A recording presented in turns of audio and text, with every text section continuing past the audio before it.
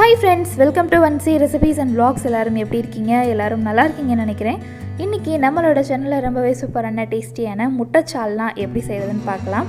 இந்த ரெசிபி பரோட்டா, ரொட்டி, நான், சப்பாத்தி, இட்லி, தோசை, ரைஸ், புலாவ் எல்லாத்துக்குமே ரொம்ப சூப்பராக இருக்கும். இந்த அட்டகாசமான ரெசிபி எப்படி செய்கிறதுன்னு பார்க்குறதுக்கு முன்னாடி நம்ம சேனலை இன்னும் நீங்கள் சப்ஸ்கிரைப் பண்ணல அப்படின்னா சப்ஸ்கிரைப் பண்ணிக்கோங்க. கூடவே பெல் ஐக்கானையும் கிளிக் பண்ணிக்கோங்க. இப்போ இந்த ரெசிபி பண்ண ஸ்டார்ட் பண்ணிடலாம். ஃபஸ்ட்டு இந்த கிரேவிக்கு தேவையான மசாலாவை வதக்கி ஆற வச்சு அரைக்கணும். அதுக்காக மசாலா ரெடி பண்ண போகிறோம். அடுப்பில் ஒரு பேன் வச்சாச்சு. பேன் நல்லா ஹீட் ஆன பின்னாடி அதில் 2லேருந்து 3 டீஸ்பூன் அளவு ஆயில் ஆட் பண்ணிக்கலாம். ஆயில் நல்லா சூடான பின்னாடி அதில் 1 டீஸ்பூன் அளவு சோம்பு,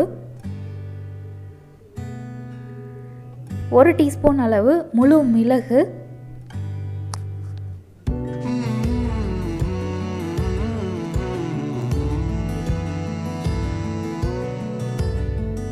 2 சின்ன சைஸ் பட்டை ஆட் பண்ணியிருக்கேன்.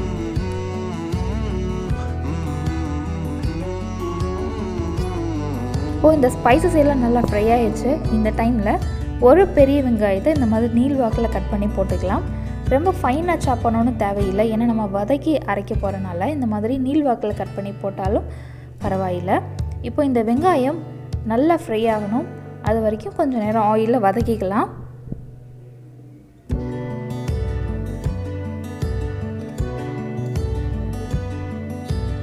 இப்போது வெங்காயம் லைட்டாக வதங்கியிருக்கு பாருங்கள். இந்த ஸ்டேஜ் வந்த பின்னாடி கொஞ்சமாக கருவேப்பிலையும் ஆட் பண்ணிக்கலாம். கருவேப்பிலை சேர்த்து அந்த மசாலா ரெடி பண்ணுறப்ப அந்த மசாலாவோட ஃப்ளேவர் ரொம்ப நல்லாயிருக்கும். இப்போது வெங்காயம் நல்லா வதங்கிடுச்சு. இந்த டைமில் தக்காளி ஆட் பண்ணிக்கலாம். ஒரு வெங்காயத்துக்கு ஒரு தக்காளி அந்த ரேஷியோவில் இந்த மசாலா ப்ரிப்பேர் பண்ண போகிறோம். அந்த ஒரு தக்காளியை இந்த மாதிரி சின்ன சின்னதாக கட் பண்ணி போட்டுக்கோங்க. தக்காளி கொஞ்சம் நல்லா மேஷ் ஆகிற வரைக்கும் வதக்கணும். அதனால் கொஞ்சமாக சால்ட் ஆட் பண்ணி வதக்கிக்கலாம். தக்காளி வெங்காயம் நல்லா வதங்கிட்டு அதுலேருந்து எண்ணெய் பிரிஞ்சு வரும், அந்த கன்சிஸ்டன்சி வர வரைக்கும் வதக்கணும். இது பாருங்கள், தக்காளி வெங்காயம் நல்லா வதங்கி அதுலேருந்து அந்த எண்ணெய் பிரிஞ்சு வந்திருக்கு. இதுதான் அந்த கரெக்டான கன்சிஸ்டன்சி. இந்த ஸ்டேஜுக்கு அப்புறமா மசாலா பவுடர் ஆட் பண்ணிக்கலாம். காரத்துக்கு ஏற்ற மாதிரி மிளகாய் தூள் ஆட் பண்ணிக்கோங்க. நான் 2.5 ஸ்பூன் அளவு மிளகாய் தூள் ஆட் பண்ணியிருக்கேன். அடுத்து மல்லித்தூள் 1 டீஸ்பூன் அளவு ஆட் பண்ணிக்கோங்க. இது ரொம்ப குட்டி ஸ்பூன், அதனால 2 தடவை ஆட் பண்ணியிருப்பேன். மசாலா வதக்கி அரைக்கிறதுக்கு சில்லி பவுடரும் மல்லித்தூளும் மட்டும் ஆட் பண்ணால் போதும். மற்ற மசாலா பவுடர் கிரேவி பண்ணுறப்ப ஆட் பண்ணணும். இப்போ மசாலா பவுடரும் நல்லா ஃப்ரை பண்ண பின்னாடி ஃபைனலாக தேங்காய் துருவல் ஆட் பண்ணிக்கலாம். தேங்காய் துருவல் உங்களோட டேஸ்ட்டுக்கு ஏற்ற மாதிரி ஆட் பண்ணிக்கோங்க. நீங்கள் நிறையா தேங்காய் துருவல் ஆட் பண்ணுவீங்க அப்படின்னா ஒரு 4 டீஸ்பூன் அளவு ஆட் பண்ணால் போதும். நான் இன்றைக்கி ஒரு 3 டீஸ்பூன் அளவு ஆட் பண்ணியிருக்கேன்.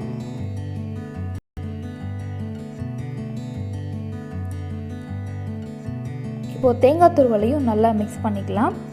உங்கள் வீட்டில் தேங்காய் துருவல் இல்லை, முழு தேங்காயாக தான் வாங்குவீங்க அப்படின்னா ரொம்ப சின்ன சைஸ், அல்லது நீங்கள் எப்பயும் நார்மலாக கிரேவி பண்ணுறதுக்கு எந்த அளவு தேங்காய் எடுப்பீங்களோ அந்த அளவு தேங்காய் எடுத்து சின்ன சின்ன பீசஸாக கட் பண்ணி போட்டுக்கோங்க. இப்போது தேங்காயை சேர்த்து நல்லா வதக்கிட்டு ஃப்ளேம் ஆஃப் பண்ண பின்னாடி கொஞ்சம் நேரம் ஆற விடுங்க. ஆறின பின்னாடி மிக்ஸி ஜாரில் சேர்த்து கொஞ்சம் தண்ணி ஆட் பண்ணி பேஸ்ட்டை அரைச்சி எடுத்துக்கணும். இப்போது கிரேவி பண்ண போகிறோம். அடுப்பில் ஒரு பேன் வச்சாச்சு. அந்த பேன் நல்லா ஹீட் ஆன பின்னாடி அதில் 2லேருந்து 3 டீஸ்பூன் அளவு ஆயில் ஆட் பண்ணியாச்சு.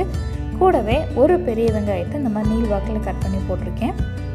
நம்ம கிரேவி பண்ண போகிறோம், அதாவது குழம்பு பண்ண போகிறோம். குழம்புக்கு எப்போவுமே இந்த மாதிரி வெங்காயத்தை நீள் வாக்கில் கட் பண்ணி போட்டால் தான் நல்லா இருக்கும். பொரியலுக்கு தான் வெங்காயத்தை ரொம்ப குட்டி குட்டியாக சாப் பண்ணி போடணும், அப்போ தான் பொரியலுக்கு அது நல்லா இருக்கும். இப்போது வெங்காயம் கூடவே 2 பச்சை மிளகாய் ஆட் பண்ணிக்கலாம். வெங்காயம் ப்ளஸ் அந்த பச்சை மிளகாய் ஆயிலில் நல்லா ஃப்ரை ஆகிடுச்சு. இந்த ஸ்டேஜில் 1 டீஸ்பூன் அளவு இஞ்சி பூண்டு பேஸ்ட் ஆட் பண்ணிக்கலாம். இந்த முட்டை சால்னாவுக்கு இஞ்சி பூண்டோட ஃப்ளேவர் லைட்டாக இருந்தால் போதும், ரொம்ப அதிகமாக தெரியணும்னு இல்லை. அதனால் 1 டீஸ்பூன் அளவு இஞ்சி பூண்டு பேஸ்ட் கரெக்டாக இருக்கும். இப்போ பார்த்தீங்க அப்படின்னா வெங்காயம் நல்லா கலர் மாறி இருக்கு பாருங்கள், நல்லா ஃப்ரை ஆயிடுச்சு. இந்த டைமில் நம்ம கட் பண்ணி வச்சுருக்கிற தக்காளி ஆட் பண்ணிக்கலாம்.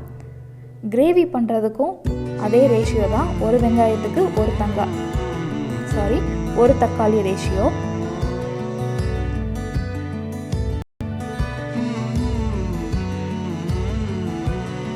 இப்போது தக்காளி நல்லா வதக்கட்டும். வதங்கிறதுக்காக கொஞ்சம் சால்ட் ஆட் பண்ணிக்கலாம்.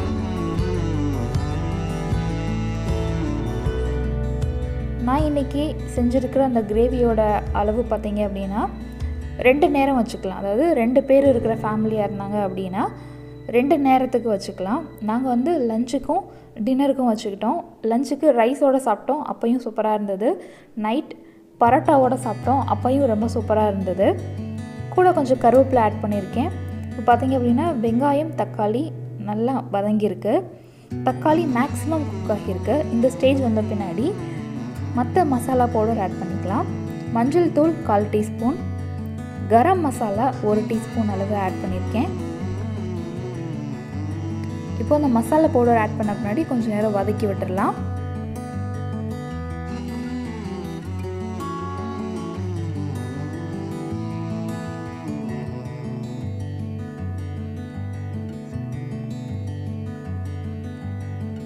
வெங்காயம் தக்காளி பச்சை மிளகாய் இஞ்சி பூண்டு எல்லாமே நல்லா ஃப்ரை ஆயிடுச்சு.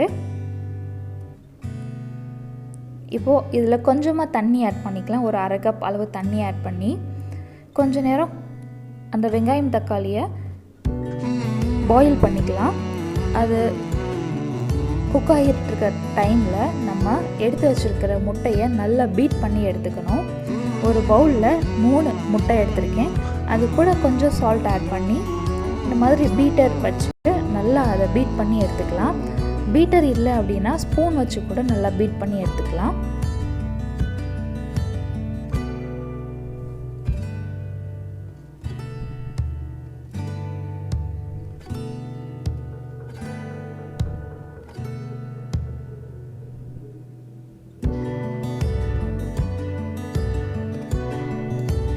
எக்கு கூட நீங்கள் பெப்பரும் ஆட் பண்ணிக்கலாம். நம்ம ஏற்கனவே மசாலா வதக்கின டைமில் பெப்பர் ஆட் பண்ணியிருக்கனால இந்த எக்கில் பெப்பர் நான் ஆட் பண்ணலை. உங்களுக்கு இன்னும் கொஞ்சம் பெப்பர் ஃப்ளேவர் வேணும் அப்படின்னா இந்த எக்கு கூட கொஞ்சம் பெப்பர் பவுடரும் ஆட் பண்ணிக்கலாம்.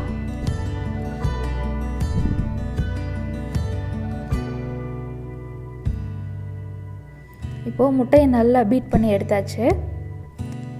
வெங்காயம் தக்காளி நல்லா கொதிக்குது, நல்லா அதுவும் வெந்துடுச்சு. இந்த டைமில் நம்ம வதக்கி ஆற வச்சு அரைச்ச மசாலாவை ஆட் பண்ணணும்.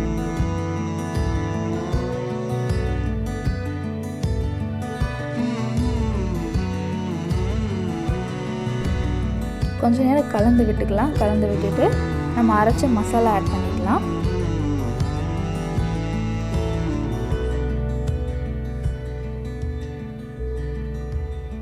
இப்போது நம்ம அரைச்ச மசாலா ஆட் பண்ணிகிட்டு இருக்கோம். மசாலா ஆட் பண்ணிக்கிட்டு இந்த கிரேவிக்கு தேவையான அளவு தண்ணி ஆட் பண்ணணும்.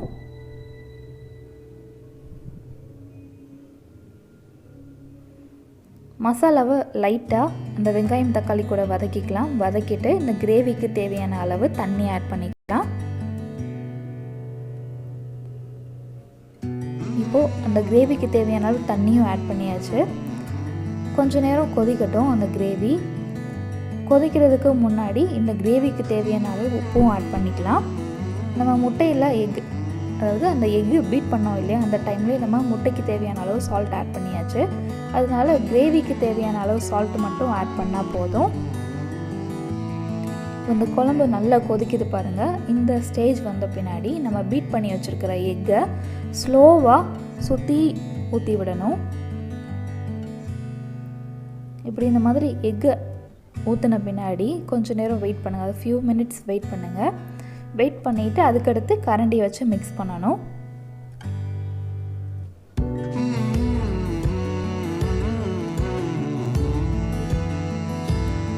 இன்னும் ஒரு ஃபியூ மினிட்ஸ் குக் பண்ணிட்டோம் அப்படின்னா அந்த எக்கோட ராஸ்மல் இல்லாமல் எக்கும் நல்லா குக் ஆகிரும், கிரேவியும் சூப்பராக குக் ஆகிரும். அந்த எக்கு அந்த மசாலா ஃபுல்லாக அப்சர்வ் பண்ணி அதோட டேஸ்ட் ரொம்ப சூப்பராக இருக்கும். இதில் அந்த எக்கோட ரா ஸ்மெல் எதுவுமே அடிக்காது. நீங்கள் அந்த பச்சை முட்டை சாப்பிட்றப்போ ஒரு ஸ்மெல் வரும் இல்லையா, அந்த ஸ்மெல் எதுவுமே அடிக்காது. ரொம்ப நல்லா இருந்தது. நீங்கள் முட்டை சாப்பிட்ற ஒரு ஃபீலே இருக்காது, பன்னீர் சாப்பிட்ற ஃபீல் தான் இருக்கும். ஃப்ளேம் ஆஃப் பண்ணுறதுக்கு முன்னாடி கொஞ்சமாக மல்லி இலை ஆட் பண்ணியிருக்கேன். இப்போது ஃப்ளேம் ஆஃப் பண்ண போகிறோம். நம்மளோட கிரேவி நல்லா கொதிக்குது, அதனால் ஃப்ளேம் ஆஃப் பண்ணிடலாம். எவ்வளோ அழகாக ரெடியாக இருக்குது பாருங்கள். அந்த முட்டையை பார்த்தோம் அப்படின்னா அது ஒரு எக்கு மாதிரி தெரியாது, பன்னீரை நல்லா துருவி ஆட் பண்ண மாதிரி தான் இருக்கும். அந்த எக்கோட ஸ்மெல்லும் இல்லை. இந்த ரெசிபி கண்டிப்பாக உங்கள் வீட்டில் ட்ரை பண்ணி பாருங்கள். இந்த வீடியோ பிடிச்சிருந்துச்சு அப்படின்னா இந்த வீடியோக்கு ஒரு லைக் கொடுங்க. இந்த வீடியோ எல்லாத்துக்கும் ஷேர் பண்ணுங்கள்.